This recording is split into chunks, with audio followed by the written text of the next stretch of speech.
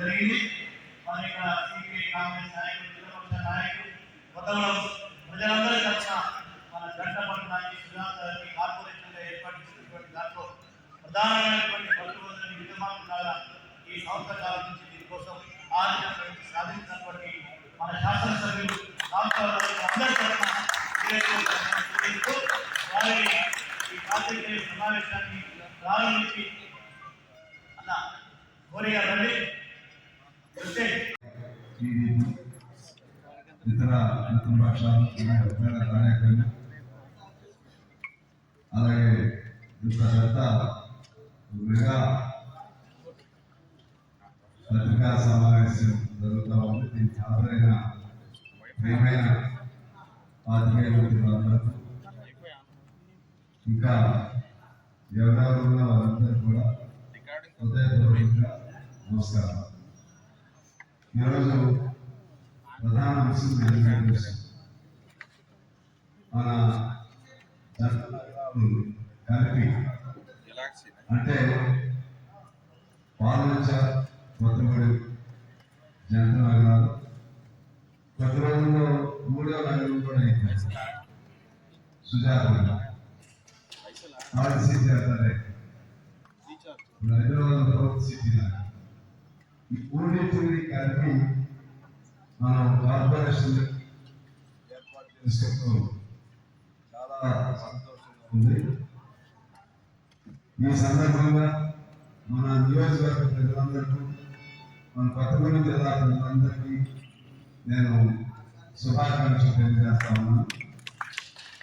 నియోజకవర్గమే కాకుండా జిల్లా మొత్తానికి కూడా ఇది ఉపయోగదాయకమైనటువంటి కార్పొరేషన్ అంటే ఉపయోగం ఆ విధంగా ఉంటుంది. ఎందుకంటే జిల్లా కేంద్రం కాబట్టి.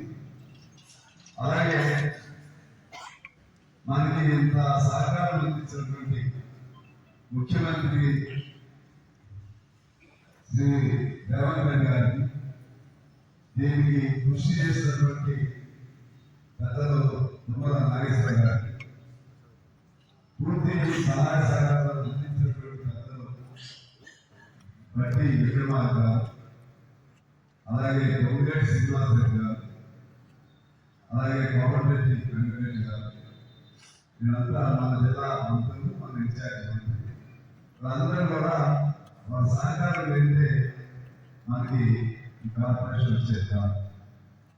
ఎందువల్లంటే దీనికి 2 సార్లు క్యాబినెట్ నుంచి వాళ్ళు వచ్చింది. అందరూ సహకరించబట్టి మన మంత్రులు, మన జిల్లా మంత్రులందరూ కూడా ఒక్కరు విమానం సరే అయిపోయింది. ఒక్కరు కూడా విమానం నేను ముందే శ్రీనివాసరెడ్డి గారిని, తుమ్మల గారిని, బట్టి గారిని, ముఖ్యమంత్రి గారిని అనేక ప్రజాషన్ ఇచ్చారు. ఆ రోజు మన క్యాబినెట్ ముందు కూడా అందరూ కలిసి మన క్యాబినెట్ శ్రీనివాసరెడ్డి గారు వచ్చారు. ఆ రోజు చెప్తున్నారు. ఆ విధంగా అందరి సహకారంతో మనం కార్పొరేషన్ ని సాధించుకోవడం జరిగింది. ఈ సందర్భంగా కొంతమందికి సందేహాలు ఉన్నాయి. వాటిని నివృత్తి చేయవలసినటువంటి బాధ్యత నాకు లేదు. ఎందువల్లంటే ప్రధానంగా ఆ మూడింటిలో ఒకటి, దీనివల్ల ట్యాక్సులు పెరుగుతాయి, మాకేమిటి ఉపయోగం అనేది కొంతమంది. నేను మనం చేసేది ద్వారా ఎప్పుడైనా సరే పట్టణీకరణ, నాగరికీకరణ జరుగుతుందో తప్పదు. ఖచ్చితంగా పెరిగే కొద్దికి లక్షణాలు అవుతాయి. అందులో మరి మున్సిపాలిటీ మనకి అప్పుడు కూడా మున్సిపాలిటీ సందర్భంలో ఇదే ఆలోచన వస్తూ ఉంటాం. కార్పొరేషన్ అంత నగరమైన సందర్భంలో ఇదే ఆలోచన వస్తూ ఉంటాం. కాబట్టి అభివృద్ధి అనేది మన సామాజిక నడకలో, సామాజిక క్రమంలో అభివృద్ధి అనేది ఒక ఎసెన్షియల్, అత్యావశ్యకమైనటువంటి భాగం. దానిలో భాగంగానే ఇవాళ ట్యాక్స్ అనేది మనం అనుకున్నంత భరించలేని ట్యాక్సెస్ ఉండవు. అది నేను స్పష్టం చేయవచ్చు. ఖమ్మం చూస్తాం ఉంది కదా, మనం ఖమ్మం అక్కడ పెడుతుంది కదా, అక్కడ భరించగలుగుతున్నారు. ఆ కరోనా పెట్టి ఉంది, విద్యుత్ ఉంది, ఇంకా ఇతర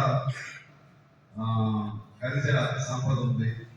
దాని ఆధారంగా ఎవరైనా పరిశ్రమలు పెట్టుకునే అవకాశం ఉంటే ఒక ఆలోచనకి ఉంటుంది దోహదకారం. లేకపోతే ఆలోచన రాదు కదా, లేదు వాళ్ళ ఊరు లాగా అనిపిస్తే రాదు. మనం కూడా ప్రమోట్ చేసుకోవాలి. మనం ప్రమోట్ చేసుకోకుండా కుదరదు. ఇప్పుడు సుజాత మేడం ఉన్నాయి, దాన్ని ప్రమోట్ చేయాల్సింది. ప్రమోట్ చేస్తే థర్డ్ సిటీ అనే పక్కన ప్రమోట్ చేసి ఎవరైనా కొడుకు ఇద్దరు ఇంట్రెస్ట్ తీసుకుని వస్తే అక్కడ కూడా ఉపయోగం. ఇంకొక ఉపయోగం ఏంటంటే ఉద్యోగస్తులకి మాత్రం వారికి హెచ్ఆర్ఏ విపరీతం పెరిగింది ఉద్యోగస్తులు. ఒకసారి మన సెక్రటరీ కూడా ఇవ్వాల్సి వస్తుంది. గవర్నమెంట్ పెరిగింది తెలుసుకోవాలి. మొత్తం ఉద్యోగస్తులు పెరిగింది హెచ్ఆర్ఏ. ఆ విధంగా అనేక సౌకర్యాలు, సౌలభ్యాలు దీనివల్ల మన రెండు పట్టణాలకి ఉంటుంది. ఇంకా చాలా ఉన్నాయి. నష్టం అనేది ఏమంటారంటే ట్యాక్స్ కడతారు, మిగిలిన ఎన్ని ప్రయోజనాలు. ట్యాక్స్ ఏమో దీనికి ఇచ్చే ట్యాక్స్ అయితే ఉండదు. అది